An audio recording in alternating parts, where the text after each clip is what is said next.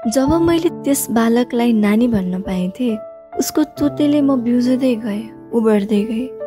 उसले मलाई बाबुको हृदय बुझाउनका लागि र मलाई ईश्वर छ जस्तो लाग्थ्यो।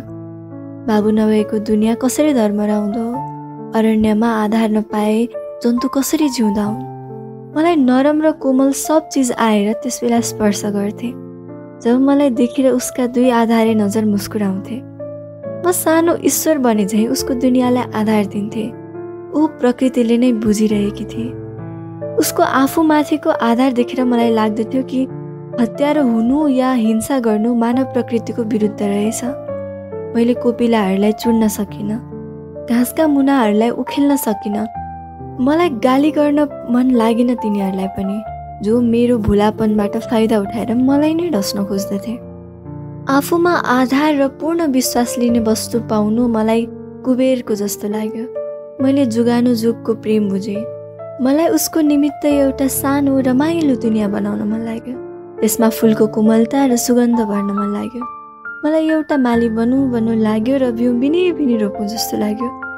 मेरा भावनाहरू अप्रकट थिए, तर हृदयले हृदयलाई नबताए पनि त्यसै बुझ्दथ्यो। ऊ बिरामी हुन्थे, बराबर मेरो हृदय जापक बन्दथ्यो। म अविदितको पुजारी बन्न लाग्थेँ जब उसको आत्मा दुःखको शब्द निकाल्न लाग्थ्यो। मैले मेरो जीवन बुझेँ त्यस बेला, जब उसले आधार खोज्दथे। म कथा भन्न लागेँ, भन्दै तिनमा विश्वास गर्न लागेँ। रामचन्द्र र कृष्णजी साँचा हुन् भन्ने उसैले बुझाउन लागे।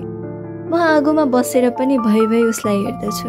म हत्याराहरूसँग क्रूर लडाइँ गर्दा गर्दै उसको चेहरा हेरेर कोमल हुन्छु। मलाई स्वर्गको आगो चोर्न मन लाग्छ जब उसको नजिक हिँड्दै आउन लागेको देख्दछु। म अल्छी हुन सक्दिनँ उसका अगाडि, अनन्तसँग हर हमेसा जवाफ दिइराख्दछु।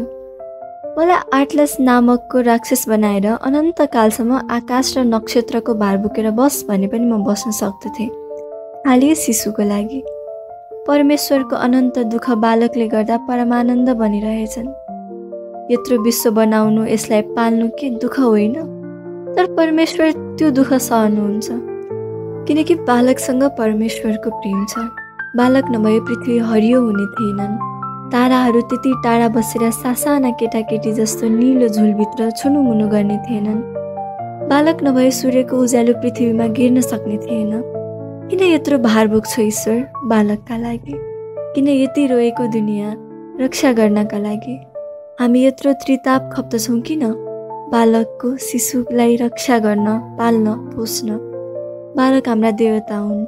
दुनियाँको सारा कर्म उनलाई पूजा गरिरहेछन्।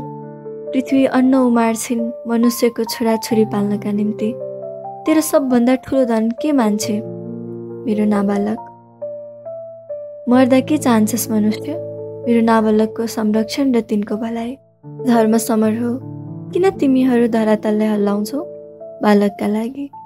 तब जुन दिनदेखि म पिता बने, म परमेश्वरको अंश लिएर संसारमा दुःख पाउन थालेँ। मेरा सब सांसारिक क्लेश शिशुका प्रेमले आनन्द बनिरहेछन्। म दुनियाँ बनाउन चाहन्छु, बिगार्न चाहन्न, किनभने म बालकहरूको प्रेमी छु।